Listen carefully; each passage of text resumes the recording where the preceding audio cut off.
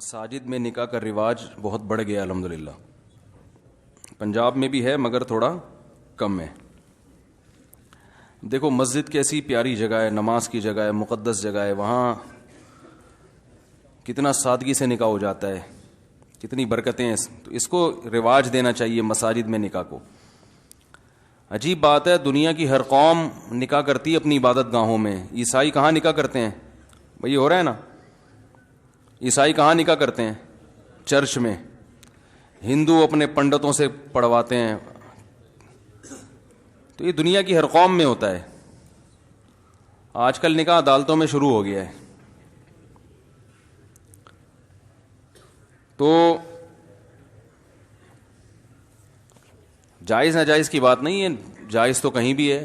کہیں بھی نبی صلی اللہ علیہ وسلم نے نکاح پڑھایا, کہیں بھی معاملہ طے ہو گیا تو وہیں بیٹھے بیٹھے نکاح پڑھا دیا.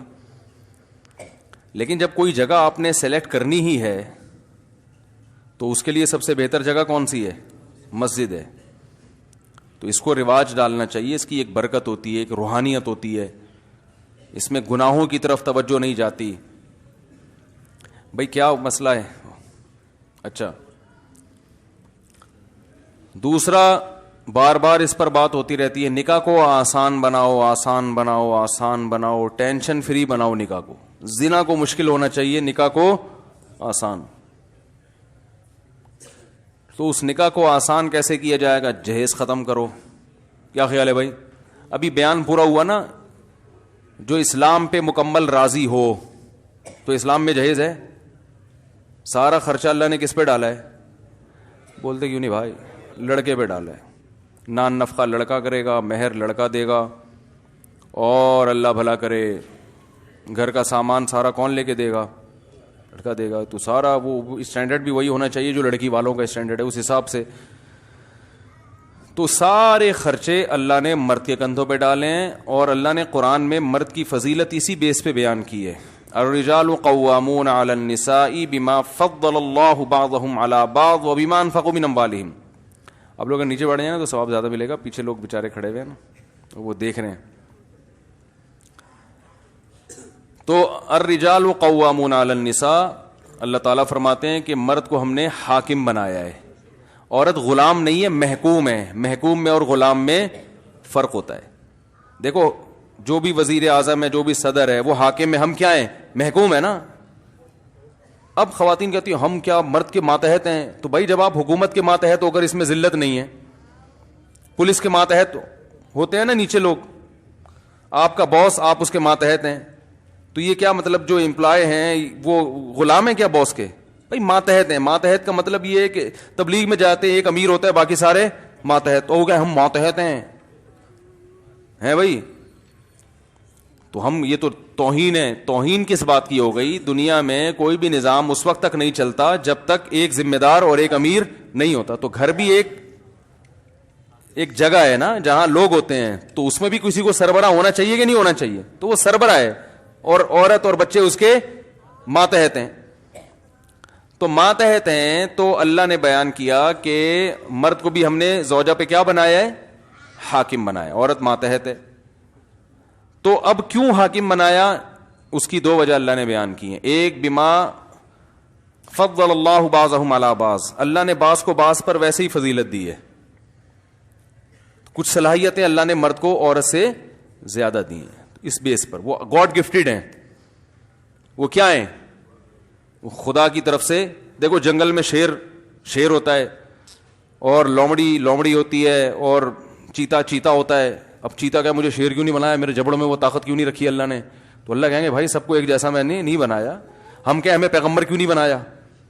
مشرکین مکہ نبی صلی اللہ علیہ وسلم پہ یہ اعتراض کرتے تھے کہ ہم میں جو قوم کا سردار کو اللہ نے پیغمبر کیوں نہیں بنایا, ایک یتیم کو کیوں بنایا؟ تو اللہ نے کہا کہ اہم یقسمون رحمت ربک, اللہ کی رحمت ہے, کیا تم ٹھیکیدار ہو اس رحمت کی تقسیم کے؟ اللہ جس کو چاہے تو دے جو نعمت دے. تو اسی طرح اللہ تعالیٰ نے مرد کو آدمی بنا دیا, عورت کو عورت بنایا. تو اس کی ایک وجہ تو اللہ نے مرد میں کچھ صلاحیتیں زیادہ رکھی. دوسری وجہ جو اصل میں فوکس کر رہا ہوں, بما انفقوا من اموالہم, اللہ فرماتے ہیں وجہ اس کی ہے کہ مرد عورت پہ مال بولو نا بھائی, خرچ کرے گا. یہ اسلام میں سسٹم 100% غلط ہے کہ عورت بھی کمائے اور مرد بھی کمائے, اور مرد عورت کی کمائی کھائے, یا عورت اپنی کمائی خود مرد ذمہ داری نہ اٹھائے. یہ اسلام نہیں ہے. میں کہتا ہوں پورے گورے بن جاؤ یا پورے مسلمان بن جاؤ, یہ بیچ میں کیوں لٹکے ہوئے ہو؟ خواتین کہتی ہیں ہم جاب کریں گے, ہم یہ کریں گے, ہم جاب ایکچولی آج کل گزارا نہیں ہوتا, یہ ہو. پھر بھائی جاب جب کر رہے ہو تو یہ کہاں سے لیا تم نے کلچر؟ انگریزوں سے. تو پھر انگریزوں کو پورا فالو کرو. پھر آپ کے میاں کا اگر کسی عورت سے آنکھ مٹکا چل رہا ہے تو آپ کو تکلیف نہیں ہونی چاہیے, کیونکہ انگریز میں عورتیں جب جاب کرتی ہے تو وہ شوہر بھی ان کا پھر پابند نہیں ہوتا, اس کی 10-20 گرل فرینڈ بھی ان کا کلچر اجازت دیتا ہے, قانون بھی اجازت دیتا ہے. میں سمجھا پا رہا ہوں اپنی بات؟ پورا فالو کرو نا. یہ کیا آدھا اپنے مطلب کا ادھر سے, اور جہاں ادھر مزہ آ رہا ہے وہ وہاں سے, اور جہاں ادھر مزہ آ رہا ہے. ارے کیا ہو گیا بھائی؟ پھر دوبارہ بیان شروع ہو گیا. یہ تو یہی ہو رہا ہے نا آج کل. بھائی اسلام نے اگر مرد پر ذمہ داریاں زیادہ رکھی ہیں کہ ساری زندگی تم نے کھلانا ہے اور ادھر ادھر آنکھ مٹکا کرنے کی بھی تمہیں اجازت نہیں ہے, تو پھر اللہ تعالیٰ نے اس کو کچھ حقوق بھی دے دیے نا, کہ اب یہ تمہارے ماں, یہ گھر سے نکلنے سے پہلے تم سے پوچھے گی تمہاری اجازت کے بغیر گھر کی 4 دیواری سے باہر نہیں نکل, تمہاری اجازت کے بغیر کسی کو گھر میں نہیں آنے دے سکتی, تمہاری پرمیشن کے بغیر فون پہ نہیں بات کر سکتی. یہ نہیں کہ اب 24 گھنٹے آپ سے پرمیشن لیتی رہے, لیٹر لکھ کے دے. مطلب یہ کہ اگر تم یہ سمجھتے ہو کہ فلاں جگہ اس کا بات کرنے سے مجھے تکلیف ہوتی ہے تو تم اس پہ روک سکتے ہو. کیونکہ ہر چیز کو غلط لے کے جاتے ہیں نا, ہر دفعہ فون کرنے سے پہلے پوچھے گی میں امی سے بات کر لوں, ابا سے بات کر لوں. یہ نہیں مطلب ہے. مطلب یہ ہے کہ اگر آپ کو کسی سے بات کرنا اچھا نہیں لگ رہا بیگم کا, تو آپ اس پہ پابندی لگا سکتے ہیں. اس بیس پہ اس کا نان نفقہ بند کر سکتے ہیں آپ, کہ یہ بیسک رائٹس ہیں جو اللہ نے آدمی کو دی ہیں. تو اس طرح کی چیزیں اللہ اب آدھے ادھر سے لے رہے ہیں, آدھے بولو بھائی ادھر سے لے رہے ہیں, تو پھر کہیں بھی ایڈجسٹمنٹ نہیں ہو پا رہی ہے. تو پیڑے کھانے کا شوق ہے بس ہمیں نا, پیڑے کھانے کا شوق ہے کہ اسلام کے حقوق پورے لیں, ذمہ داریاں جو اسلام نے لگائی ہیں وہ ادا نہ کریں ہم. تو اب اللہ تعالیٰ نے بھائی مرد کو جو فضیلت دی ہے, گھر کا سربراہ بنائے, اس کی بڑی وجہ قرآن بیان کر رہا ہے کہ مال کون خرچ کرے گا؟ بولو بھائی, ڈبل بیڈ کون لے کے دے گا؟ الماری کس کی ہوگی؟ بیگم کے کپڑے جس الماری میں رکھے جائیں گے وہ الماری کس کے پیسوں سے خریدی گئی؟ بولیں شاباش, سبق ہے, غیرت دلا رہا ہوں, غیرت. بولیں تکیہ کی پیسے کون دے گا؟ وہ ڈنر سیٹ جس میں پلیٹیں بیگم کھائے, پلیٹوں میں کھائے, پلیٹیں تو نہیں کھائے گی خیر, پلیٹوں میں جو چیزیں کھائے گی وہ پلیٹیں کس کے پیسوں سے ہوں گی؟ مرد کے پیسوں سے ہوگی. جو زیور اس کے گلے میں ڈلے گا وہ کہاں سے آئے گا بھائی؟ بولو نا بھائی کیا ہو گیا؟ آدمی کے پیسوں سے ہوگا. جو میاں ہیں, میاں یا میاں کا ابا وہ اگر سخی ہے تو وہ ابا, یہاں تو ماشاءاللہ ابا بڑے سخی ہیں تو وہ کر رہے ہیں ماشاءاللہ برخوردار کی شادی. تو یہ سارے خرچے اللہ نے کس پہ ڈالے ہیں؟ صوفے میں جو مہمان آ کے بیٹھیں گے تو وہ صوفے کس کے ہوں گے بھائی؟ چاہے وہ فولڈنگ ہو چاہے وہ قابل فولڈ نہ ہو, وہ آپ کی ہیڈک ہے. لیکن پیسے کس کے ہوں گے اس صوفوں پہ؟ پیٹی کس کی طرف سے ہوگی؟ بولو نا, بول, سبق یہ کلاس ہو رہی ہے باقاعدہ. اب آپ اپنی مرضی سے بیٹھے ہیں, میں نے نہیں بٹھایا, جانا چاہے جا سکتا ہے. اب آپ اپنی مرضی سے بیٹھے ہو تو وہ جو ہے نا پلیٹیں کس کی ہوں گی بھائی؟ چولہا کہاں سے آئے گا؟ مرد کے پیسوں سے. تو اتنا اچھا مہر کون دے گا؟ مرد. مہر 25,000 5,000 2,500 ریٹ چل رہے ہیں مارکیٹ میں, اور جہیز ایڈوانس میں 8-10 لاکھ کا پہلے سے پہنچ چکا ہوتا ہے. مہر میں معافی کا آپشن بھی ہے, جہیز میں معافی کا آپشن بھی, وہ ایڈوانس میں لیا جاتا ہے, وہ معافی کا آپشن ہی ختم ہو گیا. تو بھائی ہندو بن جاؤ, پنڈت سے نکاح پڑھواؤ یار جا کے. پتہ نہیں مجھ سے کیوں پڑھوا رہے ہو آپ لوگ, یہ پنڈتوں سے پڑھواؤ نکاح, کیوں مولویوں کو ٹائم ضائع کرتے ہو؟ تو اور دوسرا مسئلہ کیا ہے کہ کیا ایک بات بڑی خاندانی ذہن میں آئی تھی, نکل ہی گئی یار, کسی نے بدعا دی ہوگی ابھی وہ کہ یار ہمارے راز فاش کر رہا ہے یہ مولوی صاحب, بہت غلط کر رہا ہے. ہاں, نکاح کے موقع پہ کھانا پینا بھی ہوتا ہے, تو وہ کس کے ذمہ ہے؟ بارات کا تو لفظ ہی اسلام میں نہیں ہے. ڈکشنری میں, عربی ڈکشنری میں بارات کا لفظ کیونکہ ایک چیز ہی نہیں ہے تو وہ ڈکشنری میں آئی نہیں عربوں کے. کوئی تھا ہی نہیں نا. یہ عربی تو بڑی فصیح زبان ہے, ہر چیز کا لفظ ہوتا ہے, ہر چیز کے لیے الفاظ موجود ہیں, ایک ایک چیز کے 10 الفاظ ہیں, لیکن بارات کا لفظ عربی میں ہے ہی نہیں. نہ بارات کا کھانے کا لفظ ہے, ولیمہ ہے ولیمہ, یہ کون کرتا ہے بھائی؟ تو نہ بارات کا کھانا ہے اسلام میں, نہ جہیز ہے. وہ لڑکی والے آئے بھائی, وہ نکاح پڑھ کے چلے جائیں, اگلے دن لڑکا پہنچ جائے یا رات ہی کو لڑکا رخصتی کرے, اس کے بعد کھانا کھلا دے اپنے رشتہ داروں کو بھی اور دلہن کے رشتہ داروں کو بھی, بیٹا بیٹھو شاباش. تو یہ ساری چیزیں میں دیکھو یک طرفہ نہیں ہوتا, یہ معاملہ کہتے ہیں نا تالی دونوں ہاتھوں سے بجتی ہے. بعض دفعہ لڑکی والے جہیز نہیں دے رہے ہوتے, لڑکا اور اس کے ابا اس کو مجبور کر دیتے ہیں. بعض دفعہ یہ نہیں لے رہے ہوتے, وہ زبردستی دے دیتے ہیں کہ ہم لوگوں کو کیا منہ دکھائیں گے, قوم کو کیا منہ دکھائیں گے, بیٹی کو کیا دیا. تو یہ منہ دکھانے کے چکر میں پھر اتنی کمپٹیشن شروع ہو گیا ہے کہ ہم نے قوم کو کیا دکھانا ہے. یہ چند چیتھڑے دے کے بیٹی کو بھیج دیا ہے, محبت ہی نہیں ہے بیٹی سے. کیا دیا تم نے؟ ابھی تمہیں سارے بیانات سمجھ میں آئے تھے مولانا صاحب کے؟ ویسے نماز تو کبھی پڑھتے ہوئے دیکھا نہیں ہے, جہیز میں اسلام نظر آیا. یہ تانے ملتے ہیں نا. تو وہ نتیجہ یہی نکلتا ہے کہ تھوڑا تھوڑا کرتے کرتے کرتے کرتے اب ظاہر ہے تھوڑا اس لیے دینا ہے کہ لوگوں کا منہ بند ہو, تو لوگوں کا منہ تھوڑے پہ بند نہیں ہوتا. کچھ مثال تو نامناسب سی ہے, چھوڑیں بھی, اتنی بھی نامناسب مثالیں دینا مناسب نہیں ہے. تو بہرحال آدھا لفظ تو نکل چکا تھا لیکن ریورس کیا میں نے. تو تھوڑے سے لوگوں کا منہ بند نہیں ہوتا, تھوڑے سے نہیں بند ہوتا. وہ پھر کمپٹیشن دیکھو نا. مجھے انڈیا میں ایک صاحب نے ویڈیو بھیجی, جہیز کا نا پورا تمبو لگا کے جہیز کی نمائش ہو رہی ہے, نمائش ہو رہی. انڈیا کے مسلمان بہت اچھے ہیں الحمدللہ, بہت سو سے, لیکن کچھ چیزیں ہندوؤں سے انہوں نے لی ہیں اور کچھ چیزیں ہم نے بھی ہندوؤں سے لی ہیں.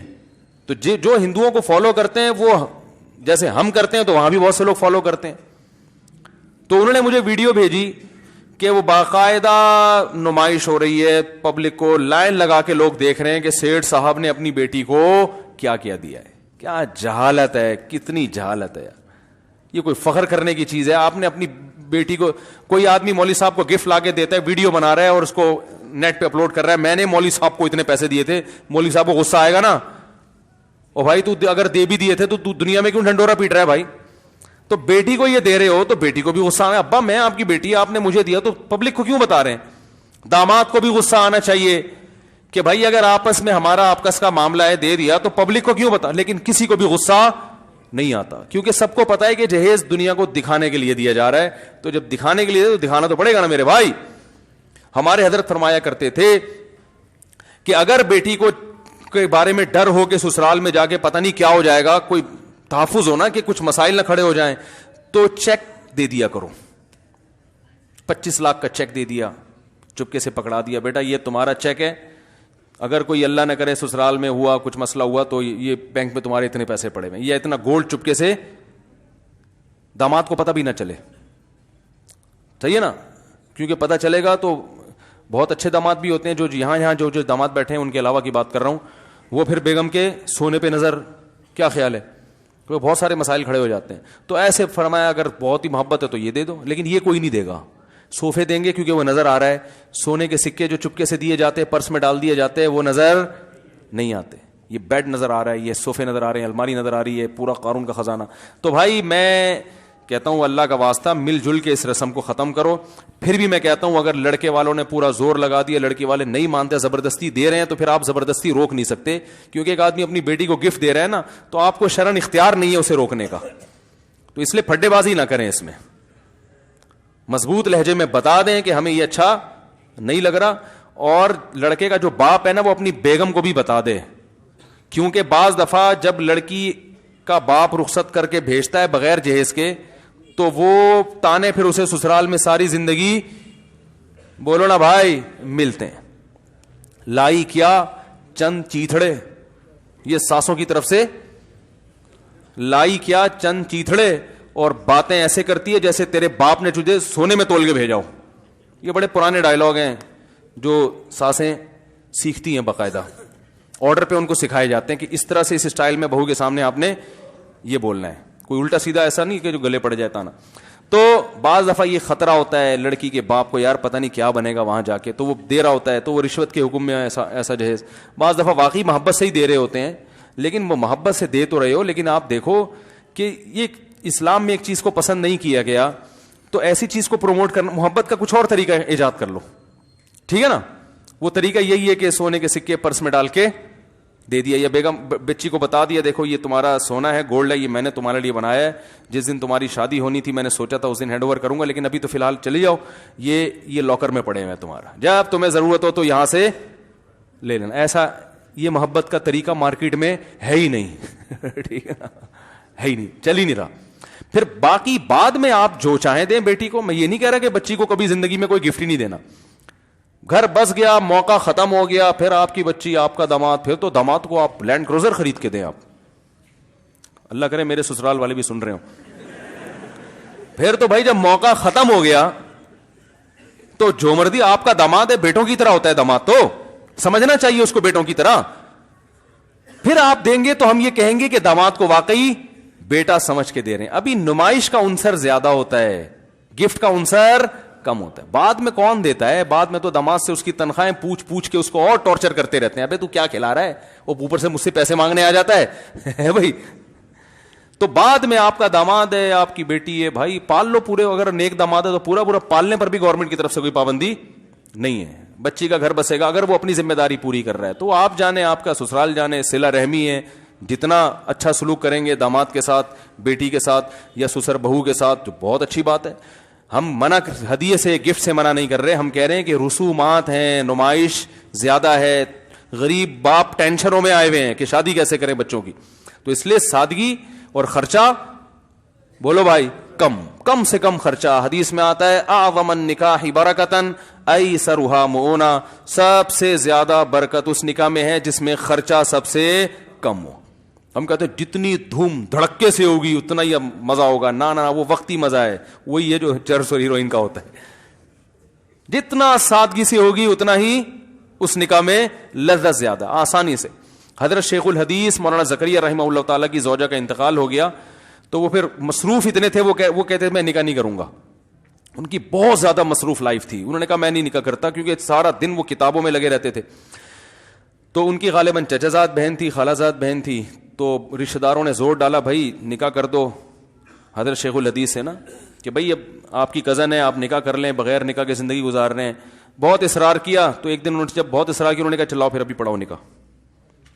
لوگوں نے کہا یہ کیا بھائی؟ کہہ رہے ہیں بھائی اگر کرنا ہے تو پھر ابھی کراؤ، میرے پاس فالتو ٹائم نہیں ہے، ابھی کراؤ نکاح. بس ٹھیک ہے، گھر بیچ دو، رخصتی ہو جائے گی، ٹھیک ہے، آپ ہماری بیوی بن جائے گی، پھر ہم خرچہ اٹھائیں گے اور جو اس کی ذمہ داریاں پوری کریں گے. تو لوگ ایسے مانتے نہیں ہیں. لوگوں کہتے ہیں یہ کون سا ہو رہا ہے نکاح. تو کہتے ہیں بھائی یہ میرے پاس اتنے بکھیڑوں کا ٹائم، آج کل اصل میں فالتو ٹائم بہت زیادہ ہے. اتنا ٹائم ہے، شادی کی 6 مہینہ پہلے تیاریاں ہو رہی ہیں، تو وہ والے آ رہے ہیں تو یہ والے جا رہے ہیں، پھر وہ آ رہے ہیں تو پھر یہ والے جا رہے ہیں، تو پھر وہ بری کی رسم آ رہی ہے، پھر وہ والے آ رہے ہیں، پھر پھڈا ہو گیا تو ان کو منا رہے ہیں. پھر انہیں ایک بات ایسی کہتی تھی جو ان کو بری لگی تھی تو اس کا مطلب تلاش کیا جا رہا ہے ڈکشنری میں، پھر اس مطلب کا صحیح مطلب نکال کے پھر ان کو منایا جا رہا ہے، پھر ڈانٹا جا رہا ہے، پھر یہ ہو رہا ہے. وہ اس میں بسا اوقات منگنیاں ٹوٹ جاتی ہیں. پھر وہ بڑے ٹینشنیں، میں تو بھگت چکا ہوں یہ ساری ٹینشنیں. تو بھائی ٹینشن فری زندگی گزارو. شیخ الحدیث مولانا زکریا رحمۃ اللہ علیہ نے کہا بھائی اگر کرنی ہے تو ابھی نکاح پڑھاؤ، ورنہ جاؤ یہاں سے، ٹائم نہیں ہمارے پاس یہ استخارے نکالنا اور پھر یہ کرنا اور وہ کرنا نہیں ہے. اپنی بچیوں کی شادی بھی ایسے کی انہوں نے. بیٹیاں جب جوان ہوئی تو کچھ نوجوان تھے جو ان کا خیال تھا کہ یہ میری بچی کے لیے مناسب ہے، ان سے بات کی، وہ راضی ہو گئے. تو بڑے فخر سے راضی ہو، حضرت اس سے ہماری سعادت کیا ہو سکتی ہے کہ آپ سے کہ بچیوں سے ہماری شادی ہو. تو ایسے ہی جب وہ راضی ہو گئے تو مجمع بیٹھے ہوئے تھے، اپنی بیٹیوں کا نکاح بیان کر رہے تھے. بیان کے آخر میں اپنی بیٹیوں کا نکاح بھی ان لڑکوں سے پڑھا دیا. پھر انہوں نے اپنی آپ بیتی لکھی، اس پہ لوگوں نے تبصرے کیا کیے، اتنے نیگیٹو لوگوں نے تبصرے کیے. ایسے ہوتی ہے بچیوں کی شادیاں، ایسے ہی کچھ چند نوجوان نظر آئے پکڑا دیں. تو بھائی وہ نوجوانوں کی تحقیق تو ان کو پہلے سے تھی کہ یہ اچھے ہیں. جب ہو گئی تحقیق بھائی صحیح ہے تو بس اب کیا الگ سے محفل اور مٹھائی کے ڈبے پارسل ہو رہے ہیں، وہ آ رہے ہیں تو وہ آ رہے ہیں. تو بھائی اب جب کرنا ہے تو بھائی ٹھیک ہے، ہماری بچی ہے، بچیاں تو گھر سے رخصت ہوتی ہیں، چلو بھائی یہ نکاح پڑھا دیا، اب تمہاری امانت ہے، جب چاہے لے جاؤ. اب یہ گھر بن رہا ہے نہیں بن رہا ہے تمہاری ہیڈیک ہے، یہ ہماری ہیڈیک. بولو نا بھائی، نہیں ہے. ابھی تمہاری ہیڈک ہے, گھر میں جگہ ہے نہیں ہے, کمرہ وہ نا اوپر والا کمرہ بن رہا ہے, پھر اس کے اوپر ایک اور بنے گا, واش روم میں ٹائلیں لگیں گی, پھر یہ ہوگا پھر وہ ہوگا. ابے بھائی تمہاری عمریں کتنی ہیں؟ جیسے جیسے عمر بڑھ رہی ہے نا تو ذہن میں رکھو کہ کمزور ہوتے چلے جا رہے ہو. یہ ذہن میں رکھو, یہ بھول جاتے ہیں لوگ, کمزور ہوتے چلے جا رہے ہو. اور جتنی عمر زیادہ ہوگی اولاد اتنی دیر سے پیدا ہوگی. دیر سے پیدا ہونے کا مطلب آپ دادا بننے سے پہلے فوت ہو چکے ہوں گے. یہ سب چیزیں لوگ سوچ نہیں رہے ہوتے. نہ بچیوں کی شادیاں دیکھنی نصیب ہوں گی, نہ بیٹوں کی شادیاں اور بڑھاپے میں دیکھو گے ابا کو ٹی بی ہے, مرنے والے ہیں, شوگر بہت ہائی رہتا ہے, جلدی سے شادی کراؤ تاکہ بچی کی خوشی زندگی میں دیکھ لیں. یہ ہو رہا ہے کہ نہیں ہو رہا؟ اور بھائی ایسی عمر میں شادی کیوں کی تھی کہ آپ نے ٹی بی کے تک پہنچے اور بچیوں کو بیٹوں کی شادیوں کی خوشیاں دیکھ رہے ہو؟ اصل خوشیاں تو جب ہی شروع ہوتی ہیں جب بیٹے جوان ہوتے ہیں. اس خوشی کے لیے جوان ہونا ضروری ہے. خوشی محسوس جوان آدمی کرتا ہے, بوڑھے زیادہ خوشی محسوس کرنے کی طاقت ان میں نہیں ہوتی. جوانی ہے جس میں زندگی کی رنگینیاں ہیں. جوانی میں بیٹوں کو جوان کر کے بہویں لے کر آؤ, داماد لے کر آؤ جوانی میں, لوگوں کو پتہ نہ چلے کہ یہ سسر صاحب ہیں یا ان کے کوئی بھائی لگتے ہیں. ایسا ہونا چاہیے انسان کو. تو یہ سارے جوانی کے کھیل ہیں بھائی. نو عمری میں شادی کرو, اولاد ہو, پھر آپ, اور یہ سب جب ہی ہوگا جب کم سے کم خرچے میں شادی ہو. زیادہ خرچہ کرو گے تو پھر جوانی میں شادی, کیونکہ اس کے لیے پیسہ کمانا پڑتا ہے. ابا تعاون کرتے نہیں آج کل, کہتے ہیں بھائی ہمارے ابا نے نہیں کیا تھا, میں تیرے ساتھ تعاون کیوں کروں. پھر وہ ہوتے ہوتے ہوتے جو 40 سال کی عمر میں جب قرآن کہہ رہے حتی اذا بلغ شدہ, جب انتہائی درجے کی عمر کو پہنچ گیا, اب ریورس ہونا شروع ہو رہا ہے. اس عمر میں جا کے اب کیا کہہ رہے ہیں, چلو اب میں اس قابل ہوا ہوں کہ بحریہ ٹاؤن میں 4-5 پلاٹ میں نے الحمدللہ خرید لیے, ایک شادی میں اڑا دو. اور یہ بھی ہر آدمی اس قابل ہوتا نہیں ہے. اور پھر ظاہر ہے 40 سال میں آپ کو ملے گا بھی 38 سال کا, 37 سال, 36.5, اس سے پیچھے تو مشکل ہے. تو پھر وہ ظاہر ہے وہ بھی اتنی دنیا دیکھ چکی ہوتی ہے کہ وہ بھی اتنا کانفیڈنس کہ وہ ماتحتی قبول کرنے کے لیے تیار نہیں ہوتی. اس نے اتنی دنیا دیکھی ہے, اتنا کانفیڈنس کہ اس کا ایک اپنا لائف اسٹائل ہوتا ہے جس میں وہ بڑی میچور ہو چکی ہوتی ہے. وہ ساس کو ساس ماننے کے لیے تیار, وہ ایک ماحول میں ڈھل چکی ہوتی ہے. آپ اپنے حساب سے نہیں ڈھال سکتے. تو یہ بڑے مسائل ہیں جس کی وجہ سے طلاقوں کے ریشو بڑھ رہے ہیں. تو کرو 40 سال میں نہیں کی تو ابھی کر لیں, بولے کوئی مسئلہ نہیں ہے اتنا, لیکن بہرحال آسان بناؤ میرے بھائی. کیا بناؤ نکاح کو؟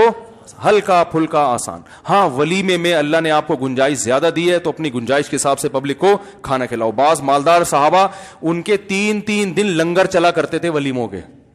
مغیرہ ابن شعبہ رضی اللہ عنہ بڑے مالدار تھے, جب نکاح کرتے نا تو لنگر کھول دیتے لوگوں کے لیے, کھولے عام 3 دن تک کھلا لنگر چلے گا, جس نے کھانا ہے آ کے کھائے.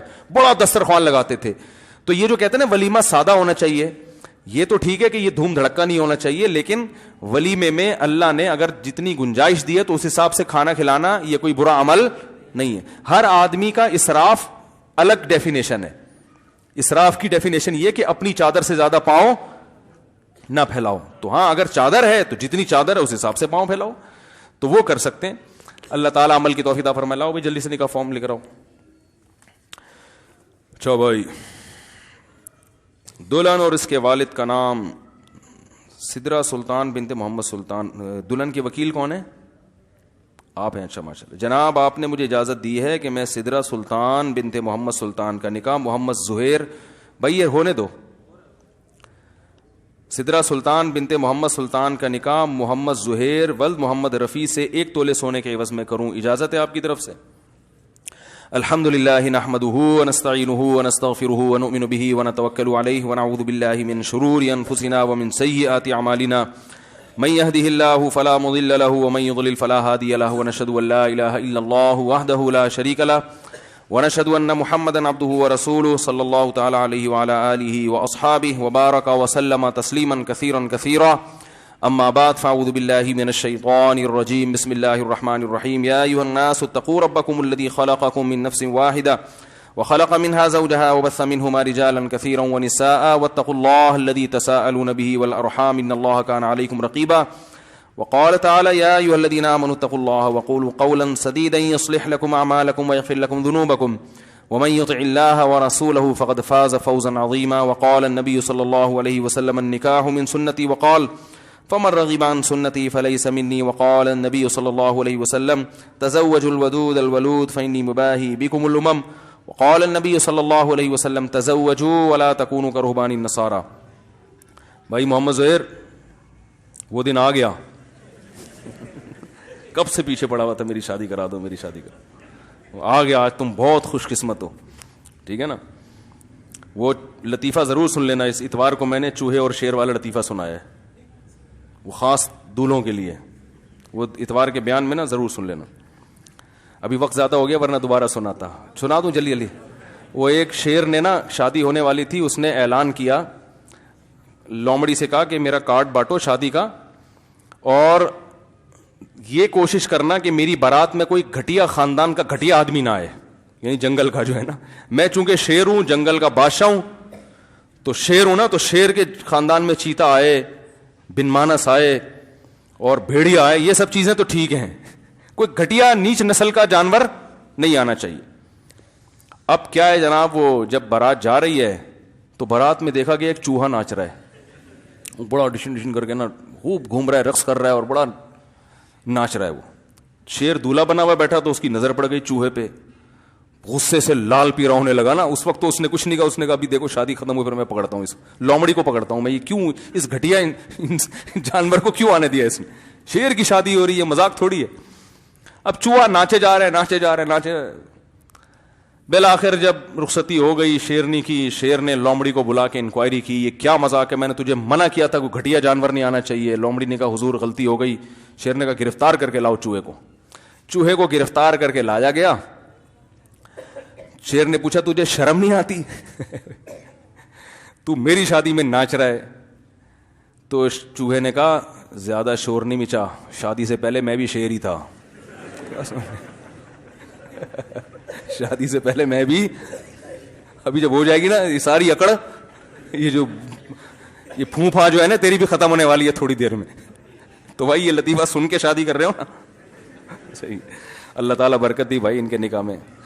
اچھا جناب, محمد زہیر ول محمد رفیع, میں نے 1 تولہ سونا کے عوض میں آپ کا نکاح سدرہ سلطان بنت محمد سلطان سے کیا, آپ نے قبول کیا؟ زور سے ذرا. ماشاء اللہ, اللہ تعالیٰ برکت دے جی. خوب, الحمدللہ رب العالمین.